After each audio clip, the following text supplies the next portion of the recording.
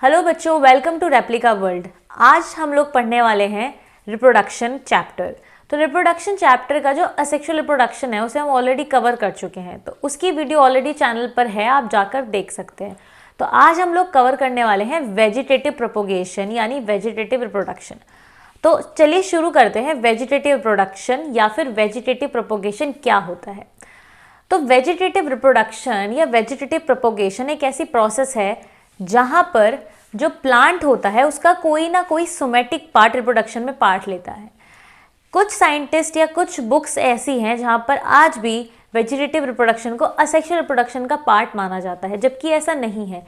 क्योंकि asexual reproduction में ये बात ठीक है कि उसमें यूनिपेरेंटल होता था रिप्रोडक्शन, या फिर कोई सोमेटिक पार्ट बॉडी का रिप्रोडक्शन में पार्ट लेता था। पर वेजिटेटिव रिप्रोडक्शन की ये बात है कि जो ये प्रोसेस होती है वेजिटेटिव रिप्रोडक्शन की, ये सिर्फ प्लांट्स में होती है, ठीक है। और इसमें प्लांट्स के कुछ पार्ट्स होते हैं जो कि रिप्रोडक्शन में पार्ट लेते हैं।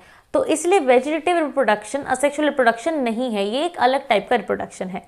तो वेजिटेटिव रिप्रोडक्शन की अगर हम बात करें तो प्लांट का कोई सोमेटिक पार्ट होता है जो कि रिप्रोडक्शन में पार्ट लेता है और नए प्लांट को बनाता है। फॉर एग्जाम्पल, उदाहरण के तौर पर हम पोटैटो के बारे में तो जानते ही हैं, यानी कि आलू। आलू में आप देखते हैं कि ऐसे छोटे छोटे गड्ढे होते हैं जिनको आईज बोलते हैं, ठीक है। इनको पोटैटो की आईज बोलते हैं। तो ये जो पोटैटो की आईज होती हैं, कई बार आपने देखा होगा कुछ ऐसे आलू होते हैं जो थोड़े से पुराने हो जाते हैं, जिसमें आप देखते हैं कि ऐसे ग्रीन ग्रीन यानी हरे हरे आपको पौधे जैसे स्ट्रक्चर भी देखने को मिलता है, ठीक है। तो वो इसलिए देखने को मिलता है क्योंकि ये जो पोटैटो के आईज होती हैं, ये जो बर्ड्स होते हैं, इनसे ही एक नया आलू का पौधा बनता है, ठीक है। तो आलू को लगाने का एक ये तरीका है कि अगर हम आलू को एज इट इज सॉइल में गाड़ दें, ठीक है, सॉइल में हम इसको अंदर गाड़ दें, तो क्या होगा, इससे ही आलू का एक नया पौधा बन जाता है। रिप्रोडक्शन का मतलब क्या होता है? एक नए प्लांट को जन्म देना, एक नई ऑर्गेनिज्म को जन्म देना, है ना। तो यहाँ से एक नया पौधा बन रहा है पोटैटो से, तो नया पौधा बन रहा है। तो ये जो प्रोसेस है इसको बोलते हैं वेजिटेटिव रिप्रोडक्शन, ये वेजिटेटिव प्रोपोगेशन, जहाँ पर कोई भी सोमेटिक पार्ट जो है वो रिप्रोडक्शन में पार्ट ले रहा है। अब जैसे एक और एग्जाम्पल है, जैसे कि हम बात कर सकते हैं जिंजर के बारे में, यानी कि अदरक के बारे में। जैसे कि अदरक आपने देखी होगी, अदरक अजीब अजीब शेप की होती है ना। तो अदरक अजीब अजीब शेप की होती है। तो अदरक में आपने एक चीज़ देखी होगी कि अदरक जो है उसके ऊपर आपने देखा होगा कि कई बार आपको उसके ऊपर बड्स देखने को मिलते हैं ना, आपको ऐसे देखने को मिलते हैं। कुछ छोटे छोटे अदरक के ऐसे छोटे छोटे पीसेस देखने को मिलते हैं उसके ऊपर। तो ये जो छोटे छोटे पीसेस होते हैं ये होते हैं राइजोम्स, ठीक है। तो ये राइजोम्स होते हैं और ये राइजोम्स ही नए अदरक के पौधे को जन्म देते हैं। यानी ये राइजोम अगर मिट्टी में गिर जाए तो अदरक का एक नया पौधा बन जाएगा। तो इस तरीके से जिंजर के राइजोम रिप्रोडक्शन में हेल्प करते हैं और पोटैटो के जो बड्स होते हैं, आइज होती हैं, वो हेल्प करते हैं।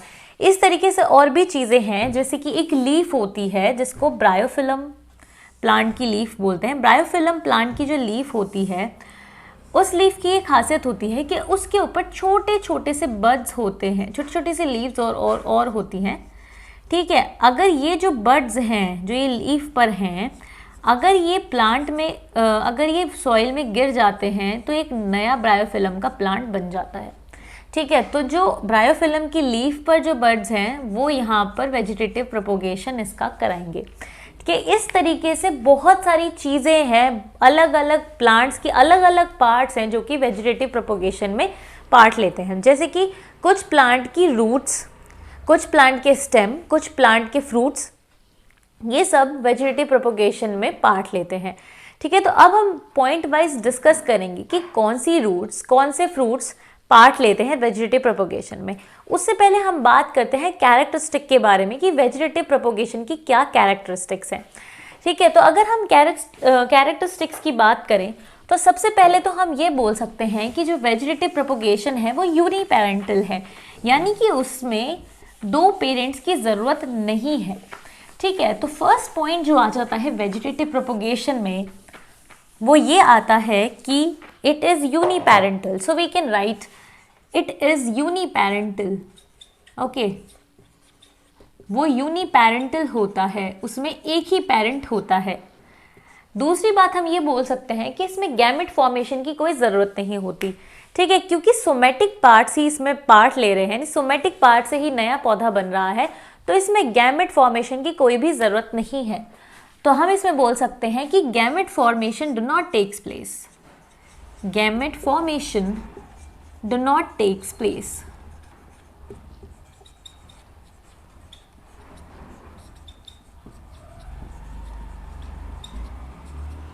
नेक्स्ट पॉइंट में हम ये बोल सकते हैं कि इसके जो सोमेटिक पार्ट्स होते हैं वो ही रिप्रोडक्शन करवाते हैं, ठीक है। तो सोमेटिक पार्ट्स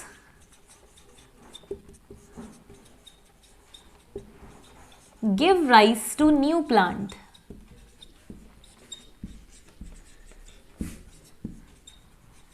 ठीक है। तो इसलिए हम बोल सकते हैं कि वेजिटेटिव प्रोपोगेशन यूनिपेरेंटल होता है, उसमें गैमेट फॉर्मेशन की जरूरत नहीं होती है, उसमें सोमेटिक पार्ट्स ही नया प्लांट बनाते हैं, ठीक है। तो इस तरीके से ये कुछ जनरल कैरेक्टरिस्टिक्स हैं वेजिटेटिव प्रोपोगेशन की। तो आइए अब हम देखते हैं कि किस प्लांट का कौन सा पार्ट रिप्रोडक्शन में पार्ट लेता है, यानी वेजिटेटिव प्रोपोगेशन में पार्ट लेता है।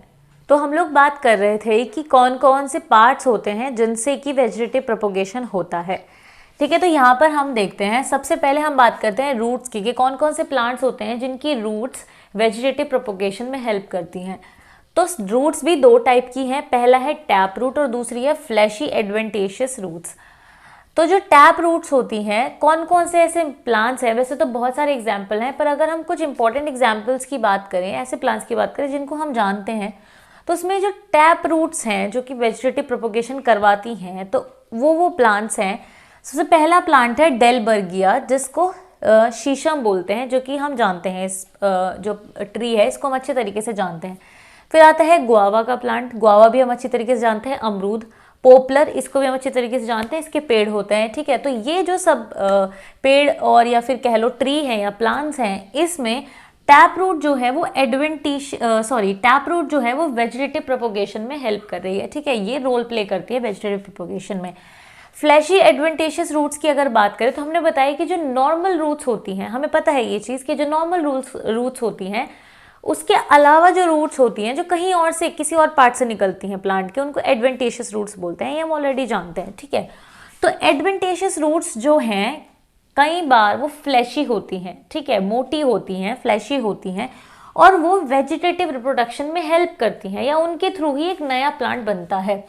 तो इसका एग्जाम्पल है स्वीट पोटैटो, ठीक है, डेलिया और एस्पैरेगस। ये बहुत ही फेमस प्लांट्स हैं, इनके बारे में हम जानते हैं, ठीक है।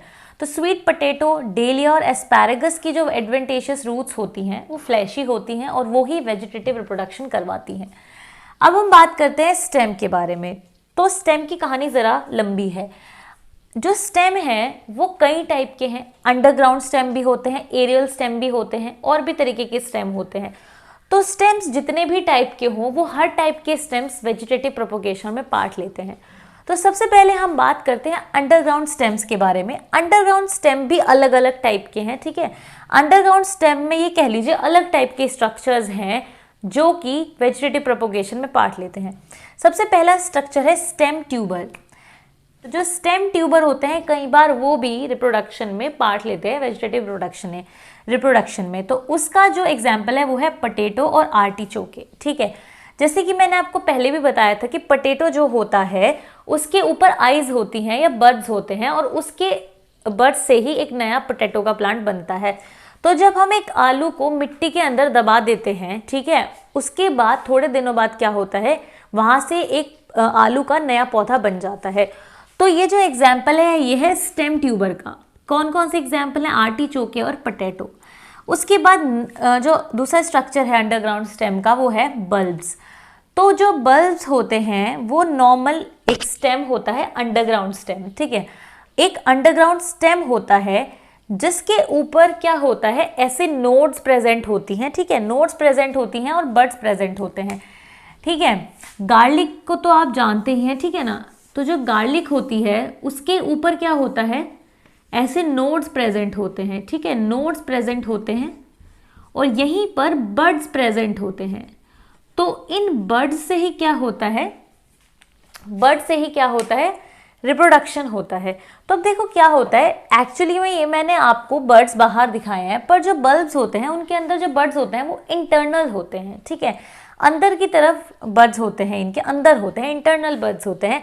तो जैसे ही ये जो बल्ब्स होते हैं ये क्या होते हैं, फट जाते हैं एक्सीडेंटली या फट जाते हैं, तो उनके अंदर से जो बर्ड्स निकलते हैं उनके थ्रू ही क्या होता है, नया प्लांट बनता है।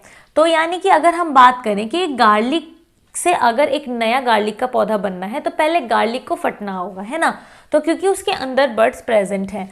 तो बल्ब्स का एग्जाम्पल है गार्लिक और अनियन। ऐसे ही अनियन, आपने ये चीज़ देखी होगी, यू हैव नोटिस्ड इट, कि जो अनियन होता है, आप जानते हैं कई बार क्या होता है, अनियन के अंदर से ग्रीन ग्रीन पौधा सा निकल रहा होता है ना, अंदर से निकल रहा होता है।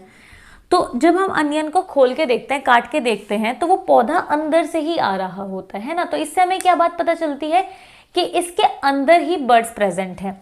जैसे कि हम उसके बारे में जानते हैं, अनियन के बारे में, अगर हम अनियन को खोल के बनाना चाहें तो हम ऐसे बोल सकते हैं कि उसके अंदर ऐसे ऐसे स्केल्स होती हैं, है ना, नोड्स होती हैं ऐसे, और यही यहाँ पर ही बर्ड्स प्रेजेंट होते हैं और यहाँ से एक नया पौधा बनता है। अगर अनियन को काफ़ी टाइम हो जाता है रखे हुए तो क्या होता है, उसमें ऐसे पौधा निकलने लगता है। तो अनियन को उगाने का एक ये तरीका है जहाँ पर हम अनियन जो होता है उसी का इस्तेमाल करके एक नया प्लांट अनियन का बना सकते हैं या उगा सकते हैं, ठीक है। तो ये तो हुआ बल्ब्स का एग्जाम्पल। नेक्स्ट आता है क्रॉम्स। तो क्रॉम्स में क्या होता है, ये भी एक नॉर्मल स्टेम है जो कि वर्टिकल होता है। ये वर्टिकल एक स्टेम होता है, ये भी अंडरग्राउंड होता है और ये फ्लैशी होता है।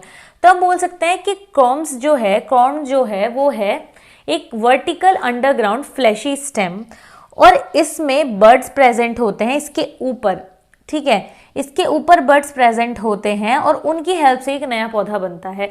तो क्या होता है कि एक्सीडेंटली क्या जो बर्ड्स होते हैं वो इससे डिटैच हो जाते हैं, इस स्टेम से या क्रॉम से वो बर्ड्स डिटैच हो जाते हैं और वो सॉइल में गिर जाते हैं। सॉइल में गिरने के बाद एक नया पौधा बन जाता है।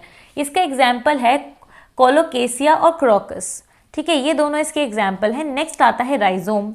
राइजोम के बारे में हम सब जानते हैं और मैंने आप लोगों को राइजोम के बारे में बताया भी था, ठीक है। राइजोम भी एक स्टेम ही होता है, ठीक है, क्योंकि हम स्टेम पढ़ रहे हैं, ऑब्वियस सी बात है, अंडरग्राउंड स्टेम होता है राइजोम भी।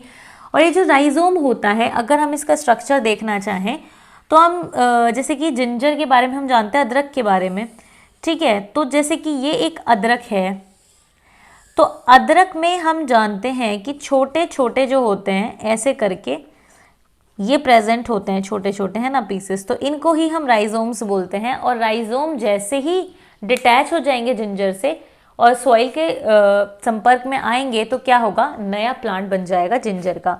उसी तरीके से टर्मरिक भी एक इसका एग्जाम्पल है, बनाना भी इसका एक एग्जाम्पल है, ठीक है। हल्दी जो होती है, केला जो होता है, जिंजर यानी कि अदरक जो होता है, ये तीनों ही राइजोम के एग्जाम्पल हैं।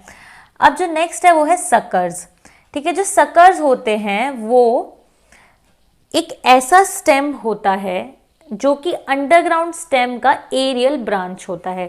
यानी कि जो इसका मेन स्टेम होता है, ये जो सारे ऊपर तक थे ये सब मेन स्टेम थे, पर जो सकर है वो मेन स्टेम नहीं होता है। जो मेन स्टेम होता है वो इनका अंडरग्राउंड होता है और उससे बाहर ब्रांचेस निकल रही होती हैं। तो उन बाहर ब्रांचेस पर ही बर्ड्स प्रेजेंट होते हैं, इनको हम सकर्स बोलते हैं ब्रांचेस को, और इनके ऊपर ही बर्ड्स प्रेजेंट होते हैं। तो जब ये बर्ड्स डिटैच हो जाते हैं, सॉइल के कांटेक्ट में आ जाते हैं, तो उसके बाद एक नया प्लांट बन जाता है। इसका एग्जाम्पल है मिंट और क्राइसेंथेमम, दो इसके एग्जाम्पल्स हैं, ठीक है। तो ये तो बात हुई अंडरग्राउंड स्टेम की। अब हम बात करते हैं एरियल शूट्स की, कि एरियल शूट में क्या होता है, कैसे जो सोमेटिक पार्ट्स होते हैं वो प्लांट्स को जन्म देते हैं। तो अब हम लोग बात करते हैं एरियल शूट्स के बारे में और सब एरियल शूट्स के बारे में, ठीक है। तो देखो क्या है एरियल शूट्स। एरियल शूट्स का मतलब जो है कि जो अंडरग्राउंड नहीं है, बाहर है, ठीक है। तो एरियल शूट का एग्जाम्पल है फाइलोक्लेड्स ऑफ ओपुंटिया, ठीक है। तो इसमें क्या होता है, ये नॉर्मल शूट्स होती हैं और इनके ऊपर नोड्स प्रेजेंट होती हैं, ठीक है, नोड्स और इंटरनोड प्रेजेंट होती हैं, वहीं पर बड प्रेजेंट होते हैं और उनकी हेल्प से ही नया प्लांट बन जाता है, ठीक है। उसका एक एग्जाम्पल है फाइलोक्लेड्स ऑफ ओपुंटिया, ठीक है। ये जो प्लांट है इसके जो फाइलोक्लेड्स होते हैं, ठीक है, वो नया प्लांट ग्रो करने में हेल्प करते हैं। उसी तरीके से एक और इम्पॉर्टेंट एग्जाम्पल है शुगर केन। ठीक है, तो शुगर केन में क्या होता है, जब हमें गन्ने लगाने होते हैं खेतों में तो हम क्या करते हैं, जब हमें गन्ने की फसल लगानी होती है तो हम लोग क्या करते हैं कि जो गन्ने का जो स्टेम होता है, यानी जो गन्ना ही होता है, उसको ही हम क्या करते हैं, ज़मीन में लगा देते हैं। पर इस बात का ध्यान रखते हैं कि जब हम स्टेम वो लगा रहे हैं, ठीक है, तो उस टाइम उसमें कम से कम एक नोड होनी चाहिए। तो उस नोड की हेल्प से ही एक जो गन्ने की नई फसल होती है वो उग जाती है। ठीक है, तो ये हमने पढ़ लिया क्या, एरियल शूट्स के बारे में। तो अब हम बात करते हैं सब एरियल और क्रीपिंग स्टेम्स के बारे में। तो सब एरियल और क्रीपिंग स्टेम्स में 3 टाइप के स्ट्रक्चर्स होते हैं। ठीक है, सबसे पहला है रनर्स। तो जिन प्लांट्स में रनर्स प्रेजेंट होते हैं, तो रनर्स क्या होते हैं, रनर्स जो एरियल शूट होती है, मेन जो एरियल शूट होती है, ठीक है, उससे ब्रांचेस की तरह निकल रहे होते हैं ये। ठीक है, और ये जगह जगह पे इनके ऊपर रूट्स आने लगती हैं। तो अगर हम इनको बनाकर देखना चाहें तो हम ऐसे बोल सकते हैं कि ये एक मेन एरियल शूट होती है इसकी, और उसके ऊपर से ही ये ऐसे ब्रांचेस निकल रही होती हैं, और इन ब्रांचेस पर जगह जगह रूट्स आने लग जाती हैं। ठीक है, जगह जगह रूट्स आने लग जाती हैं, और जब ये ब्रांचेस, ये जो इनको रनर्स बोलते हैं, और ये जब रनर्स जो हैं टूट जाते हैं और ये सॉइल में गिर जाते हैं तो यहीं से नया प्लांट बन जाता है। ठीक है, तो रनर्स का जो एग्जाम्पल है वो है लॉन ग्रास, जो नॉर्मली हम घास लगाते हैं, ठीक है, लॉन वगैरह में। तो लॉन ग्रास जो है, जिसको हम साइनोडॉन बोलते हैं, वो रनर का एक एग्जाम्पल है, और ऑक्सालिस इसका नेक्स्ट एग्जाम्पल है। अब नेक्स्ट आता है स्टोलोन्स। तो स्टोलोन्स क्या होते हैं, स्टोलोन्स भी कुछ इसी टाइप का स्ट्रक्चर होते हैं। ये एरियल ब्रांच में से ही निकलते हैं, एरियल ब्रांच होती है और उसमें से ये सब एरियल ब्रांचेस इसकी निकलती हैं, और ये जो ब्रांचेस होती हैं इनकी टिप से नया प्लांट बनता है, इनकी टिप से नया प्लांट बन जाता है। तो इसका एग्जाम्पल है स्टोलोन का वाइल्ड स्ट्रॉबेरी और जैस्मिन। ठीक है, अब नेक्स्ट आता है ऑफसेट। तो ऑफसेट ब्रांचेस होती हैं मेन स्टेम की ही, और ये वाटर वाले जो प्लांट्स होते हैं उनमें पाए जाते हैं। तो जो वाटर वाले प्लांट्स होते हैं, एक्वेटिक प्लांट्स होते हैं, उनमें ऑफसेट पाए जाते हैं। और जब ऑफसेट मेन प्लांट से डिटैच हो जाते हैं, मतलब टूट कर गिर जाते हैं, तो वो नया प्लांट बना लेते हैं। इसका एग्जाम्पल है पिस्टिया और इकॉर्निया। तो देखो, जो इकॉर्निया है उसका कॉमन नेम है वाटर हाइसिंथ। ठीक है, तो जो वाटर हाइसिंथ है उसके बारे में हम जानते हैं। ठीक है, और अगर नहीं भी जानते हैं तो मैं आपको बताती हूँ। वाटर हाइसिंथ जो है उसको टेरर ऑफ बंगाल भी बोला जाता है। तो जो हमारा इकॉर्निया है यानी वाटर हाइसिंथ है, उसको टेरर ऑफ बंगाल क्यों बोला जाता है, तो इसके पीछे एक स्टोरी है। जो भी बंगाल की वाटर बॉडीज थी, वहाँ पे गवर्नमेंट ने सोचा कि हम एक ऐसा अच्छा पौधा इसके अंदर लगाते हैं जिसमें बहुत सुंदर फ्लावर्स आते हों, तो जो वाटर बॉडीज़ हैं उनकी शोभा बढ़ जाएगी बहुत ज़्यादा। तो उसी कारण से इकॉर्निया यानी वाटर हाइसिंथ को वहाँ पर लगाया गया। तो क्योंकि वो बहुत ज़्यादा ब्यूटीफुल लगता था इसलिए लगाया गया, पर तब तक गवर्नमेंट को इसकी पावर के बारे में नहीं पता था। इसकी पावर थी इसका वेजिटेटिव रिप्रोडक्शन। ये इतनी तेज़ी से वेजिटेटिव रिप्रोडक्शन करता है कि कुछ ही दिनों में सारी वाटर बॉडी को ये भर देता है। तो वही हुआ बंगाल में भी। जिस वाटर बॉडी में इसको लगाया गया था, उस वाटर बॉडी में ये बहुत तेज़ी से फैल गया, और जिस कलर का ये था वो उसी कलर की सारी वाटर बॉडी दिखने लगी। क्योंकि ये सारी वाटर बॉडी में फैल गया, और धीरे धीरे फिर ये इंडिया में सारी जगह फैल गया, क्योंकि इसकी वेजिटेटिव प्रोपोगेशन की स्पीड बहुत ज़्यादा तेज़ होती है। जिस वजह से क्या हुआ, जो भी वाटर बॉडीज़ थी उसको इसने पूरी तरीके से कवर कर लिया, और जो ऑर्गेनिजम्स थे, जो फिशेस थी, उनके पास ऑक्सीजन की कमी होने लगी। वो लोग बहुत ज़्यादा घुटने लगे, उनको ऑक्सीजन की कमी होने लगी, वो सांस नहीं ले पाए, और अल्टीमेटली जितने भी वाटर बॉडी में जितने भी लिविंग ऑर्गेनिजम्स थे वो मरने लगे धीरे धीरे। इसलिए ये बहुत ही ज़्यादा वहाँ पर गलत साबित हुआ, या कह लीजिए बहुत ही ज़्यादा टेररफुल रहा ये उन वाटर बॉडीज़ के लिए। इसीलिए ही इस प्लांट को टेरर ऑफ बंगाल बोला गया। ठीक है, इसी वजह से इसका एक नाम टेरर ऑफ बंगाल भी है, क्योंकि इसकी वेजिटेटिव प्रोपोगेशन करने की स्पीड बहुत ज़्यादा तेज़ है। अब हम बात करते हैं लीव्स की। तो कुछ लीव्स भी ऐसी होती हैं जो कि वेजिटेटिव प्रोपोगेशन में पार्ट लेती हैं। तो फर्स्ट है ब्रायोफिलम। तो ब्रायोफिलम के प्लांट के बारे में ऑलरेडी आपको बता चुकी हूँ कि ब्रायोफिलम की जो लीव्स होती हैं उनके ऊपर ऐसे छोटी छोटी लीव्स आ जाती हैं जिनमें की रूट्स भी होती हैं। तो जब वो सॉइल के कांटेक्ट में आती हैं तो क्या होता है, उनसे भी एक नया ब्रायोफिलम का प्लांट बन जाता है। बिगोनिया एक ऐसा प्लांट है जिसकी लीव्स में जब इंजरी हो जाती है तो इंजरी होने की वजह से क्या होता है, वहां से ही एक नया प्लांट ग्रो कर जाता है। तो बिगोनिया भी एक प्लांट है जिसकी लीव्स में इंजरी की वजह से नया प्लांट बनता है। तीसरा है एडियंटम कॉर्डेटम, जिसमें भी लीव से ही वेजिटेटिव प्रोपोगेशन होता है। नेक्स्ट आता है बुलबिल। जो बुलबिल है वो भी एक स्पेशलाइज्ड स्ट्रक्चर है जहां पर इससे ही वेजिटेटिव प्रोपोगेशन होता है। तो बुलबिल जो है अलग अलग प्लांट्स में अलग अलग पार्ट से बनता है। जैसे कि अगेव जो होता है, अगेव में जो फ्लावर्स होते हैं उससे बुलबिल बनता है। ठीक है, अगेव के फ्लावर्स जो होते हैं उससे बुलबिल बनता है। अगर हम स्ट्रक्चर इसका देखना चाहें तो जैसे कि ये हो गया हमारा अगेव, तो इससे क्या होता है कि हमारा ये बुलबिल ऐसे करके निकलता है। ठीक है, तो इस तरीके से जो उसके फ्लावर्स होते हैं उससे बुलबिल बनता है। अगेव का लिली जो होता है उसके एक्सिलरी बर्ड से बुलबिल बनता है और उससे वेजिटेटिव प्रोपोगेशन होता है। फिर एक स्ट्रक्चर होता है टूरियोन्स, जो कि वाटर जो प्लांट्स होते हैं, यानी कि जो वाटर में उगने वाले प्लांट्स होते हैं, एक्वेटिक प्लांट्स होते हैं, उनमें एक स्पेशलाइज स्ट्रक्चर होता है। वो उसमें जो बर्ड्स होते हैं वो टूरियोन्स होते हैं और उसका एग्जाम्पल है यूटिकुलेरिया। ठीक है, तो इस तरीके से ये सब चीज़ें थी जिसमें कि हमने स्टेम्स पढ़ी, रूट्स पढ़ी, लीव्स पढ़ी। इस तरीके से हमने ये सब सारी चीज़ें पढ़ी जहाँ पर हमने ये जाना कि किस तरीके से जो हमारे प्लांट्स होते हैं उनके अंदर जो सोमेटिक पार्ट्स होते हैं वो वेजिटेटिव प्रोपोगेशन में पार्ट लेते हैं और क्या होता है कि उनसे नए प्लांट्स बन जाते हैं। तो इस तरीके से हमने जितने भी ये चीज़ें पढ़ी ये सब आती हैं वेजिटेटिव प्रोपोगेशन के नेचुरल पार्ट में, यानी कि नेचुरली ये जो है ये वेजिटेटिव प्रोपोगेशन होता है। अब हम जो नेक्स्ट वीडियो में पढ़ेंगे वो हम पढ़ेंगे आर्टिफिशियल वेजिटेटिव प्रोपोगेशन के बारे में, यानी कि मैन मेड तरीके कौन से हैं जिनसे कि वेजिटेटिव प्रोपोगेशन कराया जाता है, या जो फार्मर्स हैं वो वेजिटेटिव प्रोपोगेशन कैसे कराते हैं, अपने इस्तेमाल के लिए कैसे प्लांट की इस पावर को वो इस्तेमाल करते हैं। ठीक है, तो अब मिलते हैं नेक्स्ट लेक्चर में। आज के लिए सिर्फ इतना ही। अगर आपको ये वीडियो अच्छी लगे तो वीडियो को लाइक ज़रूर करें, शेयर करें और रेप्लिका वर्ल्ड को सब्सक्राइब करें।